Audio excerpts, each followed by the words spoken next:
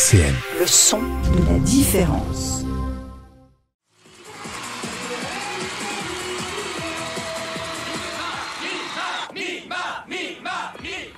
Merci. Mais de quoi parle-t-il? Oh, excuse-moi, je suis crevée. Je pense que ça doit être une homepage. Bienvenue chez Mima. Mima a tout simplement l'intention de quitter notre groupe. Il lui propose un rôle dans sa nouvelle série. J'espère avant tout devenir une grande actrice.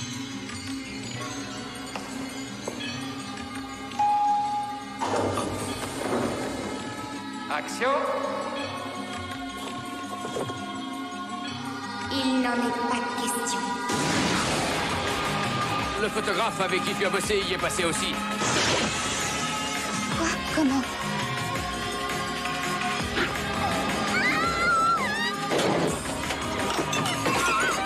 Ne te fais pas de soucis, jamais je ne changerai. Je suis là et je serai toujours avec toi.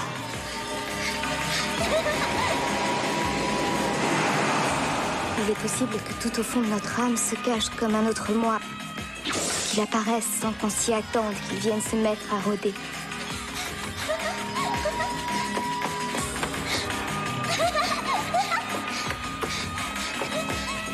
Mais qui es-tu?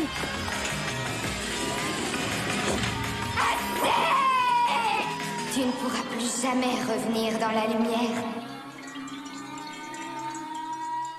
Salut tout le monde et bienvenue sur Grand Écran, l'émission cinéma de RCN 90.7 avec cette bande-annonce française de Perfect Blue, film sorti en 99. On va donc revenir sur ce film. Ce sera un bon parallèle sur une des analyses de films qu'on a fait récemment, notamment avec Akira de Otomo, parce que cette fois-ci on va s'attaquer donc à Perfect Blue, mais surtout de Satoshi Kon. Et on va donc parler de ce réalisateur. Et avec moi j'ai deux personnes pour parler de ce film. J'ai Cyril, comment tu vas ? Ça va, je suis perdu, mais ça va. Eh ben écoute, j'espère que la bande-annonce t'a donné du rêve et puis qu'on va... Non, je suis perdu, j'ai pas compris. J'ai pas compris. T'as pas compris ? Non. Eh ben c'est très bien, tu vas nous permettre de nous... perdre aussi dans cette mélasse de Formidable. Satoshi Kon. Et j'ai avec moi également Jonathan, comment tu vas ? Ça va bien, ça va bien. Donc ouais, Perfect Blue, parce que c'est un film que je trouve absolument pertinent pour revenir un peu sur cette évolution qu'on en a déjà un peu parlé sur l'animation japonaise et notamment sur ce que l'on a ressenti sur l'animation japonaise en France dans les années 90, parce que forcément nous on a grandi et notamment vécu, on va dire, la deuxième vague de balbutiement d'animés japonais en France et qui a forcément développé un peu toute cette culture chez nous. Et d'ailleurs, c'est pas pour rien que maintenant les Français sont les deuxièmes lecteurs de manga au monde. Mais Perfect Blue, en fait, est arrivé aussi à un point pour montrer que l'animation pouvait être sérieuse et surtout très adulte. Mais pour revenir un peu plus sur ce film, il faut également revenir forcément sur le dénouement et la production derrière tout cela. Mais avant, il y a un homme derrière ce film, c'est Satoshi Kon. Et Satoshi Kon, on en avait déjà un petit peu parlé dans ces émissions récemment, ou voire même un petit peu moins récemment, parce qu'on avait notamment parlé durant la revue critique, pardon, pas la revue critique, la revue du festival de Gérardmer il y a quelques années de cela, qui revenait sur un documentaire sur Satoshi Kon, qui est donc un réalisateur à la base japonais, mais surtout de manga, et pas non de papier, enfin plus sur papier que sur de la vidéo. Et donc en fait c'est avec le temps qu'il va notamment travailler sur de l'animation, sur le travail par exemple de décor, de layout, et notamment avec pas mal de petite collaboration, notamment un certain Katsuhiro Otomo, il a été son assistant. En 91 d'ailleurs, il se charge même des décors d'un film qui s'appelle Raijin Z, animé, donc c'est un film de SF, notamment sur le principe de rajeunissement du corps humain, et notamment il a été collaborateur également donc avec Mamoru Oshii sur Pat Labor 2 et c'est vraiment, on va dire, en 80. Bonne école. Voilà, c'est une très très bonne école. Et c'est vraiment, donc on va dire, à partir de 95 quand il va retrouver donc Otomo, notamment en bossant sur Memories, donc ce film à sketch, et notamment il va bosser sur le premier segment, donc Magnetic Rose, dont il écrira le scénario et qui est pour ma part le meilleur de Memories. Ouais, je crois que tu l'avais déjà vu, Joe, aussi. Oui, ça date un petit peu. Ouais. Je préfère pas te contredire parce que bon, je te fais confiance. J'ai pas vu les autres, mais Memories est très sympa, effectivement. Et on voit déjà les obsessions de De Satoshi Kon. Ouais, bah surtout que là, artistiquement, il est vraiment déjà développé là-dessus. Surtout le premier, donc Magnetic Rose, donc, qui est un segment de science-fiction en fait. C'est de la science-fiction, ouais. On a un petit vaisseau qui reçoit un message, un SOS, et il décide d'y aller alors que c'est dans une zone où il n'y a que des déchets. Il se trouve sur une planète faite à partir de vaisseaux et il se retrouve dans une espèce de grand palais. Et la frontière entre l'illusion, la folie et la réalité est très ténue. Ça va être sa marque de fabrique. C'est ça. Mais déjà de ces mangas, il y avait Opus. On est sur un personnage qui ne veut pas mourir, donc il vole la page sur laquelle il doit mourir. Et le mangaka doit aller dans l'univers qu'il a lui-même créé pour récupérer la page, parce qu'il n'arrive plus à créer à cause de ça. Et les personnages sont là, mais pourquoi tu nous fais souffrir on n'a rien demandé, pourquoi tu nous fais souffrir pour ton propre plaisir? Il a lui-même une crise en se disant mais je ne peux pas leur faire subir ça maintenant, j'ai une responsabilité vis-à-vis d'eux. Et c'est assez drôle, très méta et aussi très dans ce qu'il va faire par la suite, dès ces mangas. Ouais.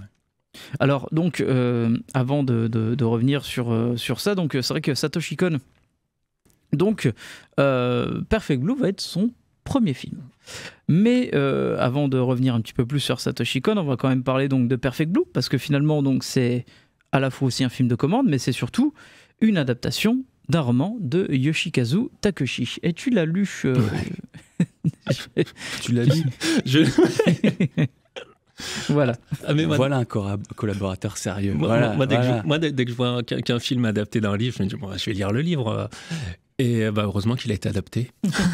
Oui, parce qu'en plus, il reste pas grand-chose en fait du livre dans... On a quand même quelques éléments, mais le livre est vraiment un thriller qui présente assez peu d'intérêt en lui-même. Et je crois qu'on se souvient de lui uniquement parce qu'il a été adapté. Donc c'est l'histoire de Mima, une idole, dont les producteurs veulent changer l'image, mais elle reste dans la chanson. Et un des fans ne veut pas qu'elle change. Le fan veut qu'elle reste innocente. Et donc, il décide d'arracher la peau de Mima, d'endosser la peau de Mima et de chanter des chansons innocentes à sa place. D'accord. Oh là là là. Donc, bon, il y a quand même encore... Il reste ce segment quand même entre l'idole et son fan. C'est ça. Ouais, il y a bien... Alors, elle est aidée, elle a une aide, Rumi, qui est tout à fait qui est très gentille, qui est déjà une sorte de double dans le roman, mais qui l'aide vraiment plus qu'elle ne cherche à la remplacer. C'est ça. Et cette question des crimes du fan est reprise dans le film, mais dans l'espèce de série qu'elle tourne, Double Bind. En fait, Double Bind, ce que les policiers disent dans ce film-là concerne vraiment le meurtrier du roman, plus que celui du film. D'accord. Mais voilà, mis à part ce côté très drôle, le type s'arrache la peau, il n'y a pas grand-chose à retirer du livre. C'est intéressant du point de vue de l'adaptation que Satoshi Kon en a fait. C'est-à-dire qu'il a réussi à garder du coup un certain nombre d'éléments, mais les a vraiment transformés. Cette idée de série, c'est quand même un des aspects fabuleux de l'histoire. De retourner ça comme un troisième théâtre où se passe l'intrigue, c'est assez dingue qu'il ait eu. C'est bien qu'il ait eu cette liberté, mais ce qui est assez étonnant, c'est quand même que, comme tu le dis, c'était son premier film. Ouais. Et c'est là où on va revenir aussi sur le fait que c'est un film qui a coûté très peu. Oui. Et c'est ce qui a aussi, paradoxalement, donné une forme de liberté à ce film, puisque du coup, en tant que film qui sortait un petit peu des grosses productions, il avait peut-être plus la marge de manœuvre, une marge de manœuvre plus importante qui lui permettait éventuellement de déjà changer des éléments de l'histoire pour sortir de ce pur thriller,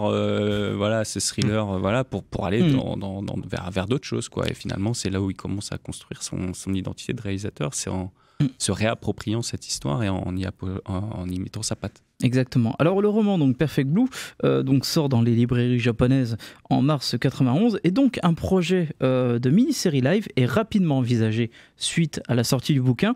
Alors pour des raisons donc de coûts de production et notamment donc d'un tremblement de terre qui a eu lieu à Kobe en 95 qui a détruit donc la plus grande partie des plateaux, les producteurs donc Madhouse décident de le transformer en OAV. Un OAV, qu'est-ce que c'est? Donc c'est un film animé en vidéo, donc c'est un film donc direct to vidéo comme on pourrait appeler ça, donc c'est vraiment des films d'animation qui sont donc forcément très peu chers et très faciles à faire. Et c'est vrai que donc à partir de là le nom de Satoshi Kon va arriver, notamment suite forcément un peu à son CV qui était déjà assez particulièrement remarquable, mais c'est surtout apprécié pour ses travaux donc d'auteurs, enfin apprécié auprès d'auteurs donc comme Otomo, Mamoru Oshii, et même aussi l'OAV donc de Jojo Bizarre Adventure, que Madhouse donc par le producteur Masao Maruyama va lui offrir donc le projet d'adaptation de Perfect Blue. Kon à la base donc va accepter le projet, mais forcément sous plusieurs conditions, car il faut le savoir, c'est que Satoshi Kon donc détestait le roman original. Il a demandé donc beaucoup de liberté dans l'écriture.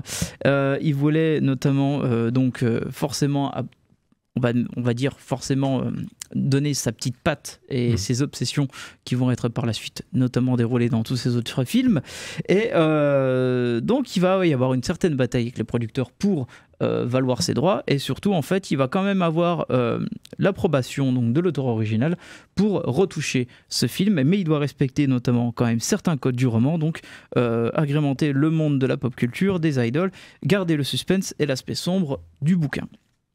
Et donc il va pouvoir, on va dire, réadapter un peu tout ce qu'il va mettre dans ses obsessions à travers cette histoire. Et donc le film va être fait assez rapidement, donc en termes de production de vidéo, mais il y a aussi, on va dire, une certaine production un peu houleuse, forcément avec toutes les péripéties qu'il y a eu, parce que finalement il devait être live, il a été transformé en un OAV, mais d'abord conçu pour le marché donc de l'OAV, il sera finalement tout autrement. Avant que le film soit achevé, la société donc qui a acheté les droits de vidéo-diffusion télé va même conseiller aux distributeurs de le soumettre d'abord au festival, et notamment donc sa première diffusion véridique va être au festival Fantasia de Montréal en 97, et donc ils vont décider finalement de le sortir à l'étranger par la suite aux nombreux, on va dire, résultats positifs sur ce film. Et c'est vrai qu'après une tournée donc plus que satisfaisante dans les festivals, et notamment donc plus de 50 invitations, ce qui est plutôt pas mal pour un petit film, Perfect Blue donc va être vendu sur les principaux marchés occidentaux, c'est-à-dire donc en France, en Espagne, en Allemagne, aux États-Unis et en Angleterre. Ce qui est plutôt pas mal. Mérité. Un film de festival, un film qui était fait pour voilà, avoir une petite sortie vidéo au Japon, et puis finalement qui fait le tour du monde. Uniquement du fait de sa qualité, quoi. Ouais, de sa qualité, surtout avec le budget dérisoire dont on parlait, parce que finalement c'est un budget d'OAV. Le budget donc recensé notamment à travers certaines sources, notamment IMDb, on retrouve donc que c'est un budget de 3 millions d'yens, donc c'est l'équivalent de 22 200 € d'aujourd'hui, ce qui est plutôt assez ridicule quand on y pense. Et le film donc va sortir dans plusieurs salles aux États-Unis et même donc en France. Il va être acheté par Metropolitan. Donc c'est vrai que c'est un parcours un peu du combattant, surtout pour un premier film. Et finalement, on va voir que l'aspect bluffant de ce que va développer Satoshi Kon, pas seulement dans ses thématiques, mais également dans un certain aspect cinématographique, va ravir les fans de la première heure de manga. Enfin, de manga, d'adaptation, d'animation. En fait, on ne sent pas du tout que le film... Si on regarde précisément, on peut voir que c'est un film qui a peu de budget, dans le sens où voilà, on voit qu'au second plan, des choses comme ça, il y a moins d'animateurs, donc l'image est plus... Mais en fait, ce qui est paradoxal, c'est que c'est pas du tout un problème dans ce film. C'est-à-dire que la cohérence du film fait que ce budget dérisoire passe complètement au second plan. C'est un des aspects qui est intéressant dans l'interview qu'il y a dans le Blu-ray du réalisateur. Il disait que lui il s'attachait uniquement à faire quelque chose de cohérent, parce que l'intervieweur lui disait mais quel message vous voulez faire passer, et lui il n'y a pas de message. C'est simplement je voulais faire quelque chose de cohérent, et ce qui est paradoxal, c'est qu'il construire ce monde cohérent là où justement le film raconte quelque chose qui casse les frontières du monde cohérent, ça, en fait. C'est l'ordre du délitement de voilà, c'est ça. Et là, donc, on peut revenir un petit peu sur l'histoire. Donc, l'histoire, c'est quoi? Donc, c'est l'histoire de la chanteuse et idole donc, de J-pop Mima, qui donc quitte son groupe déjà très populaire, les Cham, pour se lancer donc dans une carrière d'actrice. Elle accepte alors un petit rôle dans une série télévisée, et elle reste donc entourée de ses deux agents, donc Tadokoro d'un côté et Rumi de l'autre, donc des personnages que l'on voyait déjà dans le bouquin. Et donc Rumi qui était une ancienne chanteuse, alors que Tadokoro donc est convaincu par cette nouvelle orientation, Rumi est plus réticente, puis un fax arrive de la part de quelqu'un qui la traite de traître, et une série de meurtres visant des personnes liées à son entourage se produisent, et forcément elle se pose des questions, est-ce que c'est pas moi aussi d'où vient le problème? Voilà. On peut dire ça en gros. On peut dire ça en gros. Et je pense que c'est... pour revenir un peu sur ce qui a été dit, je pense que c'est aussi en grande partie ça qui a fait que le film a aussi bien marché, au-delà de la perfection technique, c'est aussi les thèmes.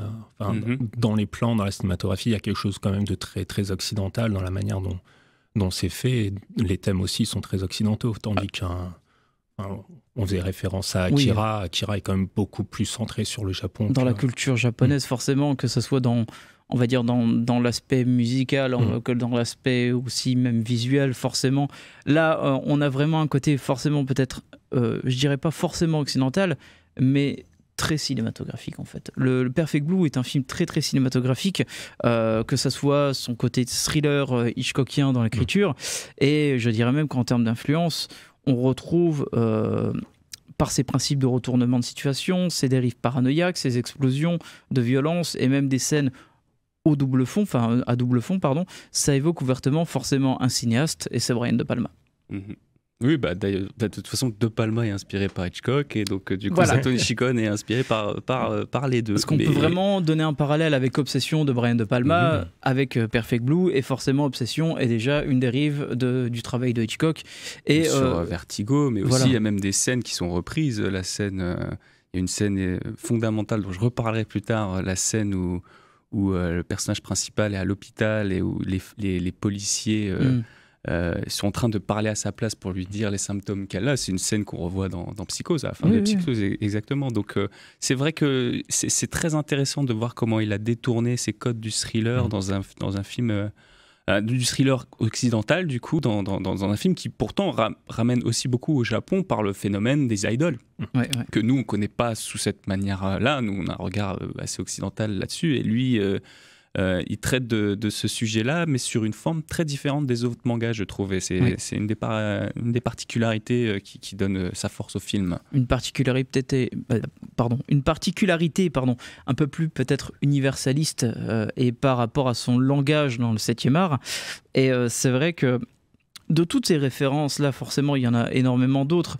Et je trouve que forcément, ça se voit encore un peu plus sur le questionnement entre le mélange entre fiction et réalité. Parce que finalement, c'est quelque chose de primordial dans ce film. Et forcément, de tout ce qui va arriver par la suite dans les œuvres de Satoshi Kon, quoi. Donc, on a vraiment cet aspect aussi très, très, très fort, en fait, dans sa conception en elle-même. Et même déjà dans l'écriture, en fait.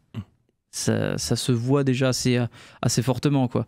Et c'est une chose que je retiens peut-être le plus à corroborer avec ce film, c'est que finalement tout n'est qu'une image mentale, et c'est une volonté que Satoshi Kon veut mettre dans ce film. Oui, et ça, c'est une des grandes différences avec le roman. Dans le roman, il y a beaucoup de segments où on suit l'assassin, où on connaît ses motivations, où il parle. Là, on est vraiment centré uniquement sur le personnage de Mima, dans ses différentes dimensions, et on voit que tout lui est arraché, quoi. Elle est d'abord une idole et une chanteuse, mais tous les fans veulent qu'elle reste une chanteuse, et son assistante également. On a son producteur qui lui impose des scènes où on voit qu'elle est réticente. Elle dit non, quand elle est seule, quand elle est vraiment seule avec elle-même, elle dit mais je voulais pas les faire, évidemment que je voulais pas les faire, mais elle a pas trop le choix. Donc ça aussi, c'est une dimension qui lui échappe, et on pourrait croire qu'elle a, c'est ce que montre le début, elle a une vie personnelle dans laquelle elle est parfaitement anonyme, et quelqu'un sur Internet est en train de la lui voler. C'est une dépossession perpétuelle. Quel que soit le travail qu'elle fait, il y a une dépossession. Que ce soit entre son rôle d'actrice, son rôle de chanteuse, et de sa vie, sa vie personnelle. C'est toujours un regard extérieur. Elle est prisonnière des regards. Voilà, c'est vraiment un rapport très particulier en fait avec la société japonaise, et notamment la place de la femme japonaise dans la société de ce pays-là, parce que c'est vrai qu'encore dans cet aspect d'avoir gardé le monde des idoles, d'avoir cet aspect forcément sur le rapport avec les fans, sur le rapport où on va toujours forcément les rentrer dans les cases, c'est quelque chose qui forcément stigmate et met en exergue en fait toute la personnalité de Mima, et d'où cette conception même du film où à un moment donné où elle se pose des questions, est-ce que c'est réellement moi ou pas qui a fait ça, quoi. Et c'est ce qui est très intéressant, quoi.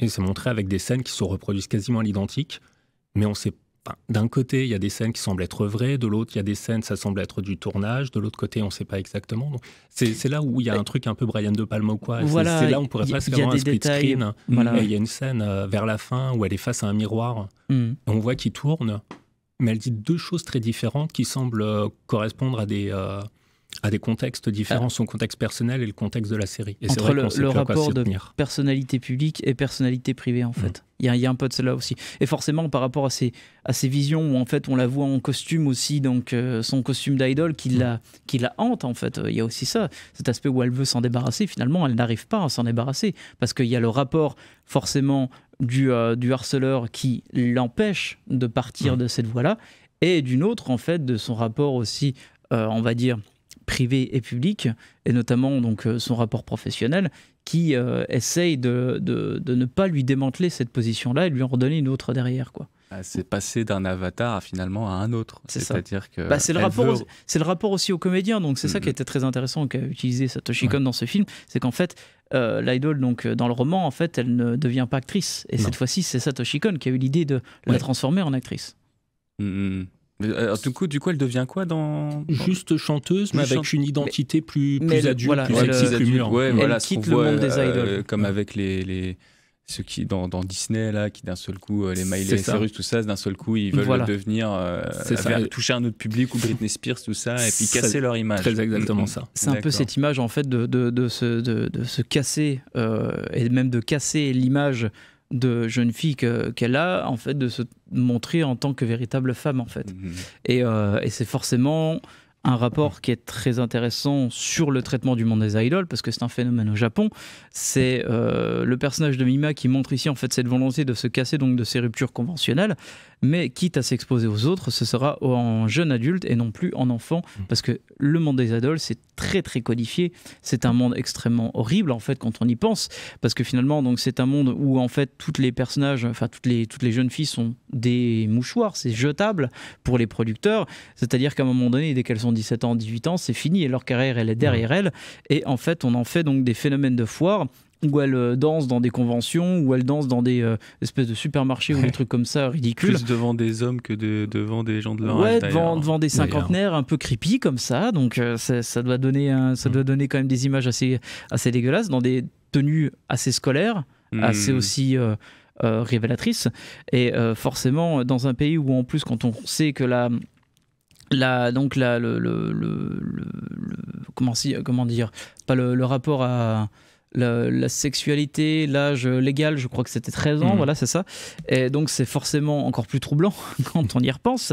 Et surtout qu'en plus, il faut le savoir, c'est que le monde des idoles, c'est encore plus codifié, encore plus strict que prévu. C'est-à-dire que le rapport entre, comme on parlait avec le personnage de Mima, donc le rapport entre privé et public est encore plus concis et même encore plus troublant, parce que finalement ces idoles ont signe dans leur contrat des codes de chasteté, pas de petits copains, de rester célibataire, voire même vierge, attention, c'est très codifié. Et si elles sortent de ce genre de on va dire d'erreur, enfin de faire ce genre d'erreur et d'éviter ce genre de ne pas respecter ce genre de code, elles sont généralement humiliées, quoi.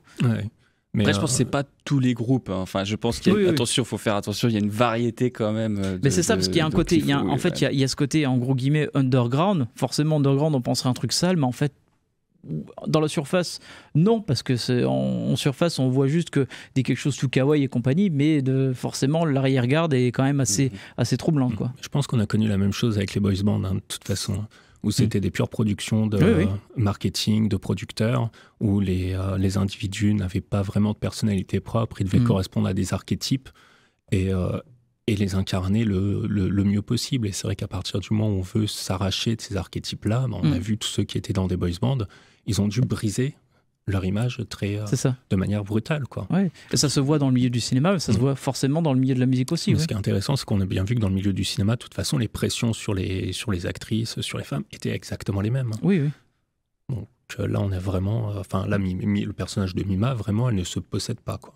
Je trouve que c'est très intéressant en fait, de parler de ce film, surtout encore à l'heure actuelle, où on a eu les histoires avec MeToo, l'affaire Weinstein et compagnie, parce que finalement, c'est un personnage encore ancré dans une réalité contemporaine extrêmement dévastatrice, quoi. Donc, plus qu'à l'époque, notamment avec Internet, notamment avec le cinéma, notamment avec le phénomène des idoles. C'est-à-dire que là, vraiment, on a l'image même d'une dépossession totale. Ouais, une chose qu'a mis d'ailleurs Satoshi Kon en point dans ce film, c'est aussi le traitement d'Internet, aussi qui apparaît notamment notamment quand Mima découvre qu'il y a un blog qui lui raconte toute sa vie et qui fantasme un peu sur sa vie également et qui n'accepte pas forcément donc, le choix qu'elle devienne actrice et non plus une chanteuse d'idol, et donc qui va forcément encore plus troubler sa vision par la suite. Et forcément, en fait, il montre un truc intéressant sur le fait d'avoir Internet, parce que finalement, Internet n'est que le bras armé où l'idée d'une fiction, donc le blog, l'avatar fictionnel, remplace la véritable vie, donc notamment ce que l'on peut voir dans le duel final de ce film, quoi.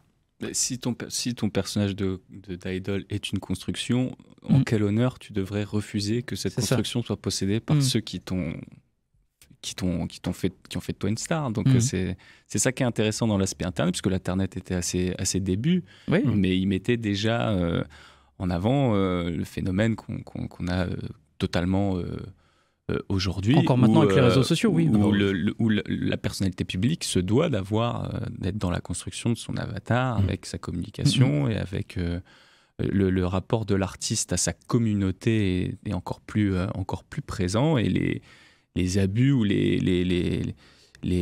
sont maintenant la norme, quoi.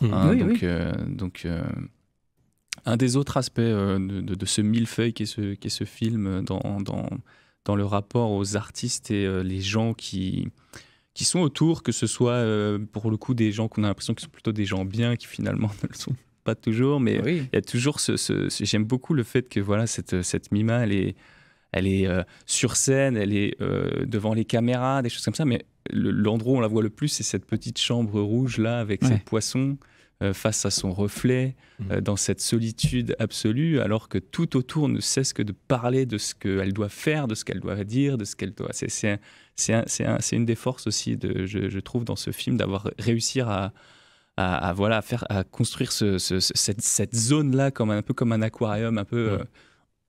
et je trouve ça, c'est un des aspects assez dingues dans le travail de Satoshi Kon, surtout que c'était son premier film, c'est d'avoir eu la facilité dans le récit, alors que tout se perd, il maintient une cohérence vis-à-vis simplement de ce personnage qui devient le personnage principal du film, que comme tu dis, qui n'était pas forcément et en fait, au fur et à mesure, on accepte de tout en tant que spectateur, c'est-à-dire à partir du moment où on est mis sur le chemin et qu'on s'est attaché à ce personnage et qu'il lui arrive des horreurs les unes après les autres, et qu'on soit dans la réalité, dans le tournage, peu importe la lecture, ce n'est plus un problème, et ça donne même la force. Parce que, en fait, par contraste, l'enchaînement de ces scènes qui racontent une nouvelle facette à chaque fois de ce personnage, la juxtaposition de ces scènes donne un espèce de vertige que moi je trouve que le sommet,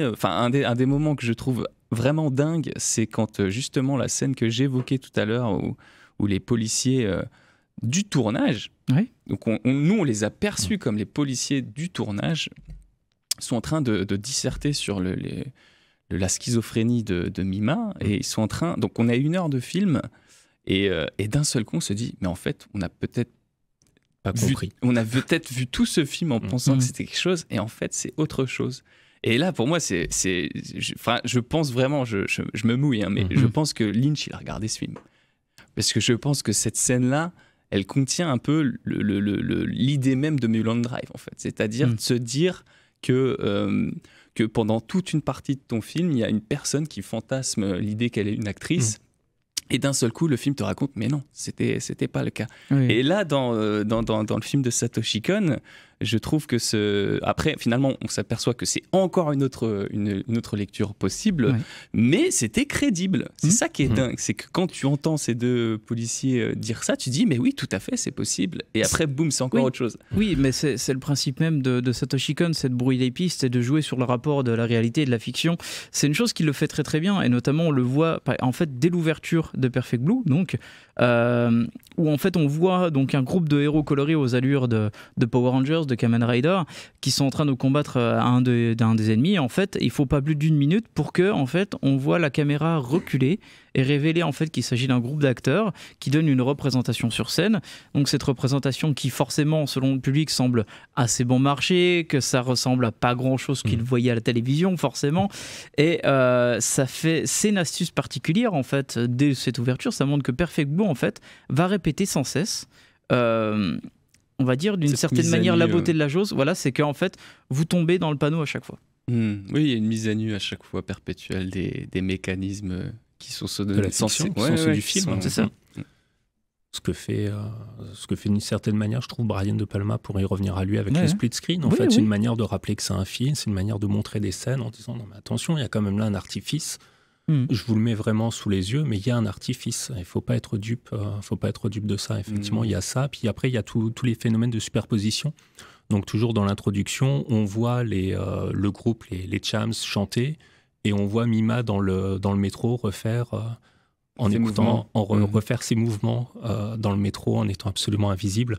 Là aussi, il y a une manière de reprendre, comme on voit dans tout le film, une manière de reprendre les choses en les déplaçant dans le contexte pour montrer, là aussi, voilà, vous avez cru voir quelque chose, mais là encore, c'était peut-être pas la vraie vie. Vous avez vu quelqu'un, c'était peut-être pas la vraie personne. C'est ça en plus, parce que jouer sur cette fonction-là pour Satoshi Kon, c'est aussi permettre en fait de dire que ça renforce l'aspect de montrer en fait que Mima en fait c'est pas seulement pour avoir abandonné cette carrière d'idol et de devenir actrice, c'est aussi en fait pour sa propre vie, son bien-être psychologique, mais surtout pour son autonomie et sa propre identité en fait. Ouais, c'est pour ça qu'elle lutte. Et là, quand tu mettais en avant le fait qu'elle revienne toujours dans sa petite chambre, sa petite chambre c'est son ancrage. Mais c'est là aussi où l'attaque la plus pernicieuse, la dernière, c'est là où elle a lieu, quoi. C'est là où son ami se révèle être sa rivale, et puis je sais pas si c'est un assassin en plus ou quoi, parce que j'ai pas compris la fin. Mais cet endroit entre guillemets safe a été lui aussi fini par être donc envahi. Cette révélation finale où en fait donc Rumi, donc son agente qui vient la sauver à un moment donné au dernier moment en fait, et lui demande de venir chez elle, de se reposer. En fait, elle se rend compte que l'appartement de Rumi est exactement le même opposé, donc c'est-à-dire qu'en fait il y a un effet miroir par rapport à son propre appart, et elle se rend compte qu'en fait elle, Rumi, est bien celle qui essaye de prendre sa vie en fait, tout simplement. Mais c'est vrai qu'il y a plein de troubles comme ça mis en place face à cette, on va dire, où il y a une scène où il y a une espèce de monde souterrain en fait, où certains puissants semblent tirer les ficelles, un peu comme dans Mulholland Drive. Mais là en fait il y a une version un peu plus banale et un peu plus horrible à la fois, par le biais de montrer le monde des idoles. C'est-à-dire qu'en fait, quand on voit les bureaux des agences, c'est des immeubles de bureaux ternes, ça dépasse de l'opportunité d'accepter un rôle pour une scène de viol, comme s'il s'agissait de décider à la fois de quelle tenue elle allait porter pour sa prochaine scène, quoi. Et c'est un des paradoxes aussi, c'est que c'est le monde du spectacle qui est présenté, mais un monde du spectacle périphérique. C'est-à-dire qu'on parle d'un groupe d'idoles qui n'est pas non plus super connu. On parle d'une série... que je parlais de côté underground, la série, pareil, c'est une série télé où elle a un petit rôle. D'un côté, tous ces gens-là cherchent la lumière, mais c'est décrit dans un aspect de la société du spectacle périphérique, c'est-à-dire elle joue pas pour avoir un rôle principal dans cette série, elle joue pour avoir 4 lignes, et elle est obligée de faire un certain nombre de choses pour en avoir plus. Et au niveau des idoles, quand elle quitte le groupe, il y a une scène où on est déjà dans ce moment où elle a déjà cette vision de son double en idol. Quand ces deux anciennes camarades font une interview, elle se voit en train de discuter avec eux, et à ce moment-là ils ont un peu plus de succès. On se dit ils sont premiers du hit, non, c'est juste qu'ils sont dans le hit, ils sont 88e, tu vois. C'est déjà présenté comme un énorme succès que ce groupe, comme tu le dis, dans la première scène on voit que c'est un petit peu glauque quand même, tu vois. Et donc c'est paradoxal, et c'est pour ça que je me permets de te demander, parce qu'il y a un moment donné son double ne cesse de lui rappeler: tu ne rentreras plus jamais dans la lumière, tu ne seras plus jamais dans la lumière, comme si c'était la quête absolue de ces personnes. Et donc est-ce que dans le roman, est-ce que l'associé, enfin la personne, le personnage que tu disais qui a une chambre, Rumi, voilà, est-ce que Rumi a aussi cette ancienne carrière d'idole? Elle a jamais percé. Elle a jamais percé, d'accord. Elle est d'une certaine manière déjà un double, parce que c'est elle qui fait les répètes pour Elle vit par pour procuration. Égaliser le son. D'accord, c'est ça. Donc elle vit sa carrière à travers Mima, qui a un succès très modeste, quoi. Alors que là, on se dit dans le film que c'est quelqu'un qui a connu la lumière, qui ne peut plus la voir et qui essayait de la récupérer effectivement par procuration, et qui n'ayant plus cette possibilité-là, décide de reprendre la place. D'accord. Mais c'est une des nuances du roman. Ouais, en fait, le film prend vraiment le fan et Rumi. Pour y mettre ce que dans le roman, ce qui concernait uniquement le meurtrier dans le roman, quoi. Donc il divise un peu sur les deux, et Rumi, dans le roman, le tueur est autonome, tandis que là, il est vraiment manipulé par Rumi. Tout à fait, exactement ça.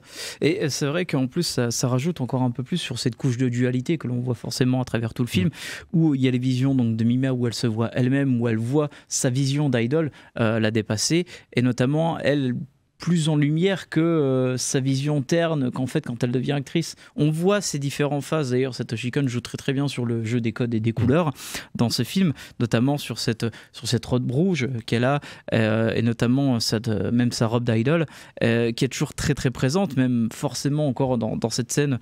Je reviens vite fait parce que finalement c'est ce qui intéresse Kon, c'est la manière dont la fiction matérialise les enjeux humains, et notamment comme on peut le voir, donc cette fameuse scène assez horrible, donc la scène qui est filmée, la scène de viol, où tout est fictionnel et reste insoutenable à voir. C'est d'une façon en fait encore plus cruelle de voir les choses, et de voir en fait non seulement c'est pour montrer un peu sa fin de rôle d'idole, sa fin d'innocence, et aussi cette façon pour montrer qu'en fait ce n'est plus que de la chair à pâté en fait véritable. C'est-à-dire qu'avant, elle était juste mise en vitrine, et maintenant, il n'y a plus cette vitrine d'une certaine manière, en fait. Bah ouais, les spectateurs, là, il y a la caméra, quoi. Ouais, c'est ça. Mais la caméra, on la voit plus. C'est-à-dire qu'en fait, dès que la scène commence, on voit le plateau, et dès que la scène commence à vraiment être particulièrement psychologiquement tendue, il n'y a plus... cette frontière n'existe plus. Elle est absente, en fait. Et puis, il fait exprès de bien la faire durer, cette scène. Il y a les interruptions, enfin on voit, on entend la voix du réalisateur, par exemple. Il y a le réalisateur qui parle, il y a au bout d'un moment, quand il déplace une caméra, parce qu'ils n'ont pas beaucoup de moyens visiblement, les acteurs doivent rester sur place. Après ça se perd dans une espèce de vertige que le personnage principal a, où on ne sait pas exactement ce qui se passe, si vraiment elle a l'impression de subir quelque chose, si ça réveille un traumatisme passé, comme il y a le cas dans le roman, entre guillemets, c'est quelque chose qu'on sent de cet ordre-là. Et en fait, à partir de là, on ne sait plus réellement. Enfin, moi, personnellement, je ne sais plus réellement ce qui se passe. Je ne sais plus qui tue qui, je ne sais plus, qui fait quoi. C'est marrant parce que c'est difficile pour moi de m'y retrouver. C'est une façon, en fait, de montrer qu'il voulait vraiment avoir ce sentiment, de perdition totale, en fait. Et je pense que c'est ça. Mais ce qui est marrant, c'est que dans l'interview, je reprends cette interview, c'est que dans la conception du film, à un moment donné, il était question de rendre ça un peu plus clair, un peu plus gentil, entre guillemets. C'est lui qui utilise le terme gentil, hein. Il voulait que ce soit un peu plus gentil, qu'on comprenne un peu plus. Et finalement, on a décidé que ça fonctionnait mieux comme ça, mais avec le recul, on est déjà trop gentil. Ça, c'est Satoshi Kon qui dit ça. Il dit non, c'est un peu trop clair. Ce film est trop clair. Bon, d'accord, ok. En fait, tu sens que c'est quasiment pour lui un point de départ, et que il a pas du tout eu... il a pu faire des choses comme il le souhaitait, mais il a pas été. Lui, il estime qu'il n'a pas été assez loin, et qu'il y a limite quelque chose de trop simpliste à la fin. Il y a le personnage là, finalement, on comprend que c'est elle et tout. Et ça, c'est quelque chose qui, je pense, est contradictoire avec sa façon de faire, et que c'est quelque chose qui lui donne des regrets a posteriori, et qu'il fera différemment, évidemment, dans ses films, dans ses films ensuite, quoi. Exactement. C'est vrai que par la suite, donc forcément, il va développer encore un peu plus sur cette façon de travailler encore un peu plus, on va dire, le rapport réalité-fiction, même si ce n'est pas forcément que ça, mais il y a la façon en fait où il va jouer sur le côté relation parasociologique, on va dire ça comme ça, en gros guillemets, notamment dans ce film. Là, on voit plus sur les utilisateurs des médias qui développent des illusions d'intimité, d'amitié, d'identification avec des célébrités ou des personnages, donc qui notamment réutilisé par le biais du personnage du maniaque en fait, hein. Et l'obsession en fait des célébrités ne sont pas forcément des phénomènes nouveaux, c'est des phénomènes qui existent depuis très très longtemps. Avec Antoine, on avait parlé il n'y a pas si longtemps que ça sur des stars des années 20 qui provoquaient des foules monstrueuses à l'époque. Mais ça reste toujours des phénomènes en fait qui sont toujours encore établis encore de nos jours et même encore pire à travers nos écrans. Et en fait, cette semblant de connectivité en fait entre les célébrités et la réalité, forcément, c'est quelque chose que Cohn voulait mettre en exergue avec ses obsessions totales, et ça se voit parfaitement avec ce film, je trouve. Et ce qui est plus présent aujourd'hui, c'est le fait que les fans peuvent mettre en danger leur star. Ouais. Hein, c'est-à-dire que même si le phénomène existait déjà avant, comme Antoine disait, des stars qui déplaçaient des foules, là, ce qui est marrant, c'est qu'une des morts dans le film de Satoshi Kon, celui enfin c'est même pas une mort, c'est une alerte, c'est quand ils sont sur le tournage et qu'il y a une petite bombe qui explose. Il y a un fan de Björk qui avait fait ça. Ouais. Exact. Finalement, ça avait été stoppé, le mec s'est suicidé, mais c'était un mec qui se filmait en train de proférer à la fois de l'amour et puis des menaces vis-à-vis de Björk qui était en train de changer, qui elle devrait pas être avec ce mec-là, et puis en fait avec Tricky, parce qu'il était noir. J'ai visionné ces vidéos-là, c'est vraiment perturbant. J'en ai vu que des extraits là quand je préparais un peu l'émission, mais je sais pas si le film, quand le film a été fait, ils avaient vu ça, mais c'est un rapport qui est quand même assez plus moderne quand même. C'est quelque chose qui était dans l'air de toute façon. Voilà, il y a toujours eu des rapports assez compliqués, que ce soit des rapports de personnalité, que ce soit par exemple il y a certaines années, il y a certains temps de cela, notamment avec Jodie Foster, en fait, avec l'histoire de John Hinckley Jr. qui a tiré sur Ronald Reagan pour tenter de l'impressionner. On a eu même récemment par exemple l'histoire avec Taylor Swift qui a été confrontée à la réaction de ses fans conservateurs alors qu'elle avait dit qu'elle soutenait les démocrates. Enfin, il y a toujours un moment donné où en fait forcément ce rapport que l'on pensait en fait très proche, très innocent, a toujours forcément un revers négatif. Ouais, mais avec Björk, avec les vieilles stars du cinéma, enfin les vieilles stars hollywoodiennes, question des stars, de toute façon, c'est qu'il y a une immense distance entre les deux. Donc il y a une idéalisation qui est très forte, et c'est vrai qu'à partir du moment où ces personnes-là sortent du cadre dans lequel on les admire, de notre confort, on les déteste encore plus, et la réaction de haine est disproportionnée. Parce que là, dans le film de Satoshi Kon, il y a ce côté-là où à partir du moment où elle change, tous ses fans progressivement commencent à se détourner d'elle. On le voit dans les magasins où on voit toujours 3 fois les mêmes petits jeunes où ils disent ouais, Mima, moi je l'aimais bien et tout. Puis au fur et à mesure, ouais, mais je l'aimais pas tant que ça en fait. Puis le succès des deux sans elle aussi. Comme quoi, tous les rapports en fait à la réalité quand elle rentre chez elle dans le métro, quand elle fait ses courses, en fait, il y a vraiment ce rapport très réaliste en fait. Là, on a vraiment sur une impression de confort total en fait visuel pour vraiment nous rapprocher encore un peu plus dans cette forcément réalité. Mais est-ce que cette réalité est-elle vraiment ce que l'on voit ou ce que l'on imagine sur la vraie vie de Mima en fait? En fait, sur la vraie vie de Mima, tout ce rapport questionnel en fait, Cohn joue dessus quoi. Non, puisque c'est entre guillemets c'est une star, même si c'est une star de troisième zone, et en même temps avec ce site internet qui prétend, enfin on voit que la personne qu'elle est suivie, que la personne raconte sa vie comme si c'était la sienne à lui. Il y a quelque chose d'une proximité qui n'est plus du tout la proximité que les stars ont avec leur public. Il y a une proximité que les people ont avec leur public. C'est ça. C'est-à-dire là, il y a une proximité immédiate. On connaît sa vie, on voit que sa vie est la même vie que tout le monde. Il y a les marques qui sont données. J'ai pris le lait de telle marque, j'ai pris la nourriture pour poisson de telle marque. Il y a déjà du placement de produits dans ces machins-là. Et c'est on va dire la mise l'offre d'une vie quotidienne qui est celle d'une people, quoi. Donc elle a les deux, et en fait les deux la détruisent, les deux lui échappent totalement, quoi. Mais c'est aussi un des aspects qui change le rapport entre les vedettes et c'est qu'aujourd'hui avec Twitter, avec Instagram, avec les lives, avec Twitch, les stars peuvent donner une illusion, enfin en tout cas auprès de leurs fans, d'être proches. Parce que c'est-à-dire que tu peux parler directement à ta star, tu peux faire... On peut même payer cette star pour faire des messages privés, enfin voilà quoi. Des choses comme ça qui sont nouvelles et qui peuvent augmenter l'impression d'une proximité, mais qui est finalement l'inverse. Ça augmente un capital sympathie, ça n'augmente pas l'adoration qu'on avait pour des stars avant. Bah, en fait, Perfect Blue, pour ainsi dire, en fait, on pourrait ressortir cette vieille maxime, en fait, le tout est autre que la somme de ses parties. ça représente un peu ce film parce que il ne peut être résumé ni à un genre, que ce soit donc le thriller, ni à un propos, ni même à une seule lecture des événements qu'il restitue. En fait, il est constamment multiple. Cohn joue vraiment sur le côté où en fait, je te donne une voie, mais il y en a une autre de possible.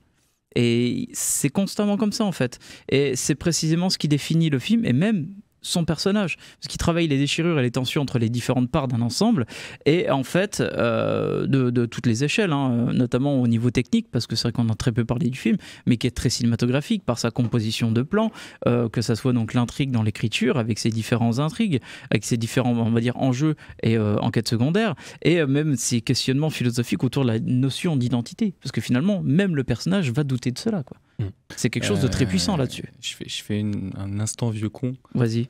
C'est que justement on parlait quand on a fait Akira, quand on a fait Mamoru Oshii, tout ça, du fait qu'à l'époque, voilà, il y avait quand même un âge d'or point de vue de l'animation. Alors c'est pas l'instant. Notamment... Alors je vois ce que tu veux dire. C'est pas l'instant vieux con. Je vais même le renommer. C'est l'instant Mamoru Oshii. Ouais, là, voilà. Faut toujours que je cite Mamoru Oshii. Non, mais justement, comme quoi, une des qualités des films qui avaient été faits à cette époque-là, c'était le fait que voilà, il y avait un savoir-faire en termes et des moyens humains conséquents et qui faisait que ces films devenaient ce qu'ils étaient. Et bien là, on a le cas d'un film qui a coûté très très peu. Oui. Et qui est fabuleux, qui est fabuleux. Et je peux que constater que des films qui valent 100, voire plus de 100 fois le budget de ce film-là aujourd'hui n'arrivent pas à faire. Ça fait combien de temps qu'il n'y a pas eu un aussi bon anime que Perfect Blue? C'est bien, alors qu'avec des films qui ont bien plus de budget, comme quoi c'est là le film, comme tu disais, il n'y a pas énormément d'argent, il y a plein de moments où l'image est assez statique, parce que voilà, ils peuvent pas non plus faire ce qu'ils veulent en termes de possibilités d'animation. Sur certains plans, on voit certains détails qui ont été torchés vite fait. Les détails sur le trait des personnages est quand même limité. C'est évident, c'est l'inverse de Kira qu'on a fait la mission Akira, c'est l'exact opposé d'un point de vue de moyens, et pourtant la cohérence est là et ça rend le film intemporel. Parce qu'il y a des petits détails dans la mise en scène, par les, on va dire la composition de plans. Même par exemple, tu vois toute la séquence au tout début du film où on voit donc Mima donc et ses deux amies donc qui sont dans le groupe d'idoles qui font leur première chorégraphie, elles sont pas forcément calées dans le même rythme chacune et l'autre. Il y a vraiment ce côté très réaliste de la chose pour montrer qu'elles sont humaines, ce ne sont pas des robots. Donc il y a vraiment ces petites qualités en fait qui montrent cette force de ce film, et ça me permet de rebondir donc forcément sur la dernière partie de l'émission, parce qu'on va revenir sur l'après Perfect Blue à sa sortie. C'est un film qui a été donc acclamé partout à travers le monde pour ses qualités. Satoshi Kon est en fait donc un film relayé comme une des figures de proue du cinéma d'animation japonaise, alors en plein essor au niveau international, parce que finalement on le voit aussi à notre on va dire à notre échelle en 99, comme je l'ai dit à un moment donné, le film, ou alors je le dis en off, le film est quasiment sorti en même temps que Princesse Mononoke et notamment Jinro, la Brigade des Loups, donc en termes de deux films d'animation japonais, et montrer à quel point en fait notre génération qui a grandi, on va dire, avec cette deuxième vague d'animation japonaise, notamment à travers la télévision, où on ne voyait plus ça comme un produit qu'autre chose, là on voit réellement aussi forcément cette qualité cinématographique qui peut se relayer dans ce genre de médium. C'était bien à l'époque. C'est Mamoru Oshii, mais sort de ce corps. Non mais voilà, comme ce film est devenu quasiment immédiatement culte, même si forcément les chiffres ne sont pas forcément magnifiques. La sortie US a rapporté $112 000 de recettes, ce qui n'est pas grand-chose, mais quand on voit le budget du film, forcément ça fait rigoler. Comme bon nombre de films, finalement Perfect Blue est devenu culte, donc il va notamment donc inspirer le cinéma occidental, et c'est là où aussi ça va être un peu notre dernière partie, parce que finalement on l'a vu chez certains réalisateurs, notamment donc chez Darren Aronofsky ou encore Christopher Nolan.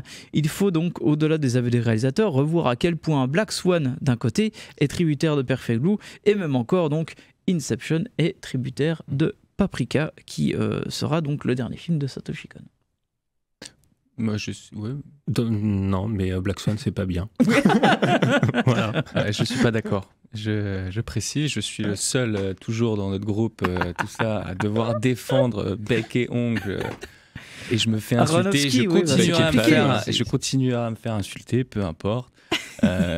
Mais je reconnais que Black Swan, c'est quasiment un remake non avoué de Perfect Blue, qui reprend plein de choses. Hein. Il y a 50 plans, de même que Requiem for a Dream, il y a des plans qui sont repris à Pour la Satoshi petite histoire, Aronofsky en fait voulait absolument faire réadapter donc le Perfect Blue, la vision de Satoshi Kon, donc en film live. Il a jamais réussi à avoir le budget nécessaire. Donc après, il a fait Ouin, il a fait Requiem for a Dream et il a repris certains plans donc de Perfect Blue, notamment les plans de Mima sous la douche, dans la baignoire, qui a été réutilisé notamment avec le personnage de Jennifer Connelly, plan par plan. Mais oui, non, mais ça c'est clair. Et puis c'est aussi parce que je pense qu'il manquait d'idées, parce qu'il dit que c'est un hommage. Mais bon, après, il a dit qu'il avait demandé l'approbation de Kon, mais bon, Kon aurait dit que il n'avait jamais entendu parler de cette approbation là. Ils en ont parlé ensemble, lui. Ils ont parlé ensemble. Il le connaît. Et Satoshi Kon a ironisé un peu sur le fait que Aronofsky avait dit que c'était un hommage.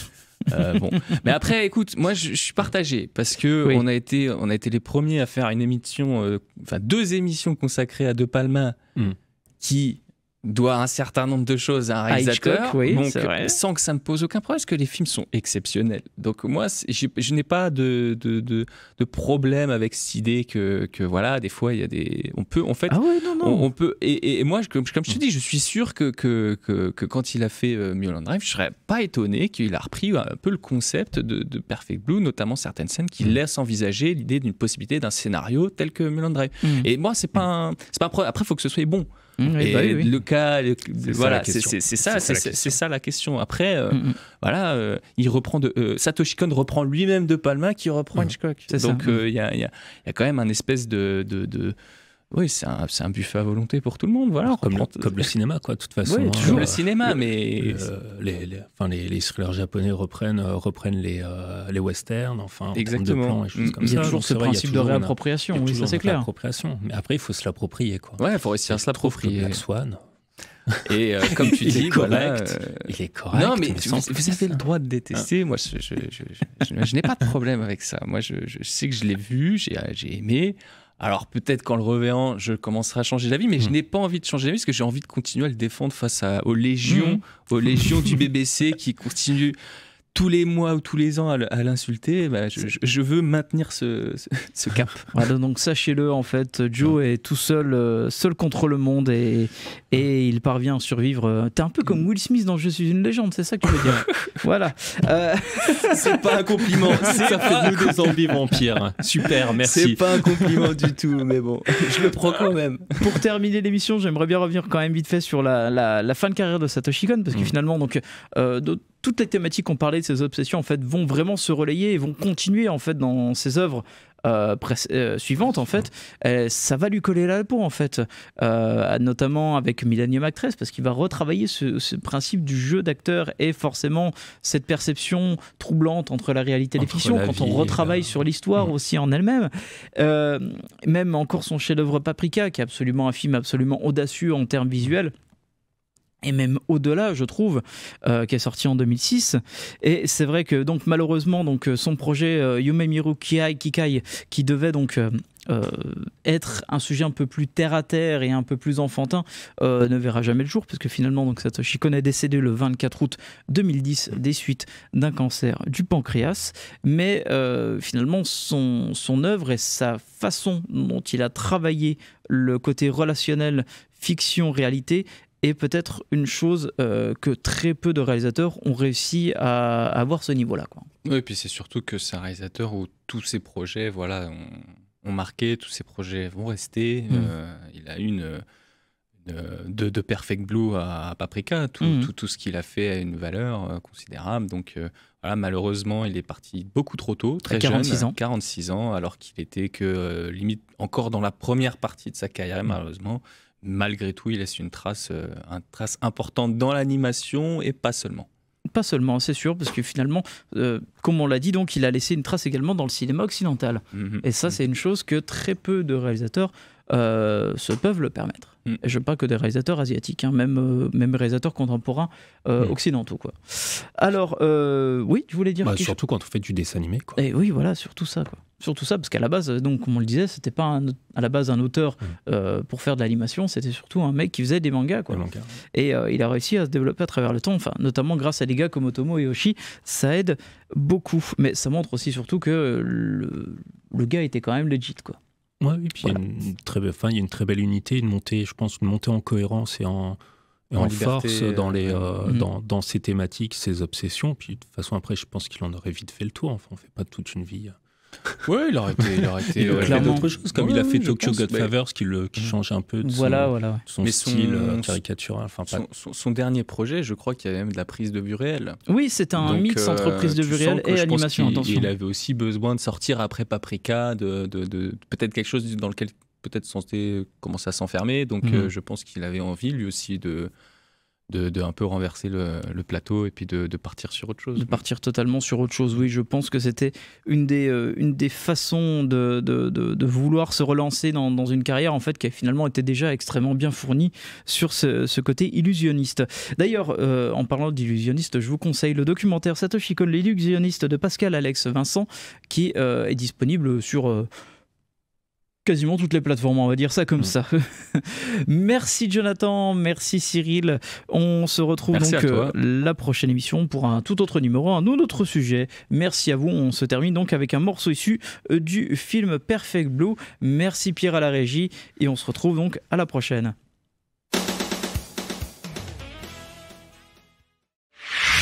RCN, www.rcn-radio.org